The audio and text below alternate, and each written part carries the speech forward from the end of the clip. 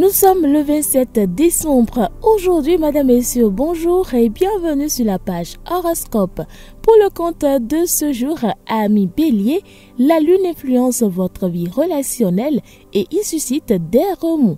Les secrets sont dévoilés, les confidences vont bon train et vous n'êtes pas habitué à ce déferlement d'émotions incontrôlables. Réservez l'expression de vos émotions à vos proches, vos intimes, pour être sûr d'être bien compris. Natif Taureau, vos pensées positives se focalisent sur votre bien-être. C'est le moment d'envisager des changements dans ce domaine. Alors, déconnectez-vous de l'agitation extérieure, tirez un trait sur vos mauvaises habitudes et prenez de bonnes résolutions qui ne pourront qu'être bénéfiques. Gémeaux, quant à vous, l'intensité de vos émotions vous fait douter de votre efficacité. Considérez les faits et pas seulement vos impressions vagues et surtout provisoires. Votre imagination dramatise tout et vous coupe vos moyens. Natif Cancer, vous êtes plein de bonne volonté pour être moins rêveur et insouciant. Vous vous impliquez avec plus de sérieux dans vos tâches. Vous pouvez compter sur vous pour tenir le gouvernail, assumer votre responsabilité et voguer vers ce qui vous plaît réellement. Lion, roi de la forêt, vos relations affectives sont à l'ordre du jour et beaucoup pensent à l'avenir et au bien-être de leur famille.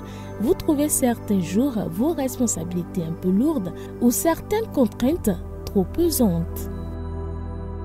Natif de la Vierge, sérénité et harmonie sont au rendez-vous.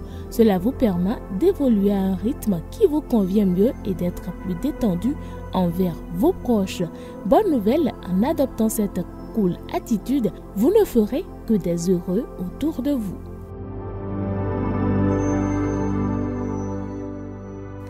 Balance, à présent, vous serez tenté de jouer la carte de l'humour là où précisément vous risquez d'être blessant et caustique. Attention, les astres vous titillent, c'est le moment de faire preuve de diplomatie et de ralentir la cadence. Scorpion, à présent, vous vous sentez disponible et vous avez soif de vous amuser. Vous verrez la vie en rose et vous partagerez joyeusement votre bonne humeur. Toutes les conditions sont réunies pour que vous viviez d'heureux moments. Amis Sagittaire, vous avez 1000 projets en tête et l'impression de manquer de temps pour les réaliser. Ne craignez rien et avancez pas à pas. Aucune planète ne semble vouloir durablement perturber vos plans ou vos envies. Gardez confiance.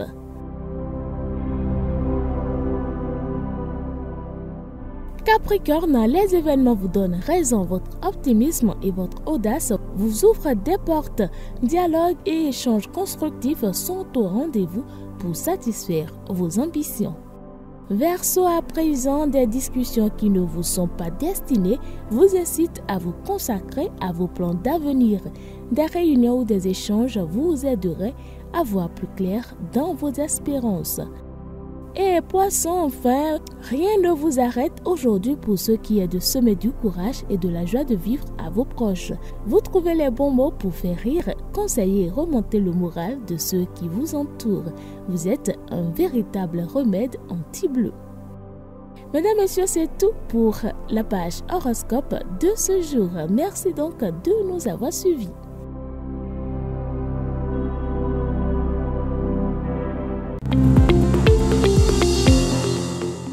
Mesdames, Mesdemoiselles et Messieurs, bonjour à vous. Merci d'être toujours au rendez-vous. Retenons que le 27 décembre 537, l'empereur Justinien et son épouse Théodora inaugurent à Constantinople la basilique de la Sainte Sagesse. Le monument est plus communément appelé Sainte Sophie en Occident. Sa consécration intervient peu après la fermeture par Justinien en 529 des dernières écoles de philosophie héritées d'Athènes. C'est à la fois une fin, celle de l'Antiquité païenne, et un commencement, celui de l'Orient byzantin. Le 27 décembre 1831, Charles Darwin embarque sur le Beagle. Au cours d'un voyage de 5 ans autour du monde, le jeune savant accumule des observations et des notes qui vont nourrir sa réflexion pendant toute sa vie et lui permettront de préciser ses vues sur la sélection naturelle des espèces. Aujourd'hui, célébrons Jean l'évangéliste. Jean, fils de Zébédée, frère de Jacques, ami de Pierre, Philippe et André, pêche avec eux sur le lac de Tibériade. Il est l'un des premiers à laisser tomber ses filets et suivre Jésus pour devenir pêcheur d'hommes. Il est le seul disciple présent au pied de la croix aux côtés de Marie, la mère du Christ. Il est aussi l'un des premiers à reconnaître le Christ ressuscité. Dans ses écrits postérieurs, Jean se présente avec un certain orgueil comme le disciple que Jésus aimait et auquel celui-ci a confié sa mère avant de mourir sur la croix. Après la Pentecôte, Jean reçoit mission d'évangéliser la province d'Asie et se rend à Éphèse, métropole de la province. Il recueille la mère du Christ, obligé de fuir la Palestine où sévissent les persécutions. En exil sur l'île grecque de Patmos, sur ordre de l'empereur Domitien, il écrit le 4e évangile. Un aigle aurait alors prêté son dos à l'évangéliste et en souvenir de cette jolie légende, il est fréquent que le lutrin qui dans les églises supporte les textes sacrés ait la forme d'un aigle. On lui attribue aussi, quoique sans certitude, l'écriture de l'Apocalypse. Jean meurt à Éphèse à un âge avancé. Il est le saint patron des théologiens et des écrivains.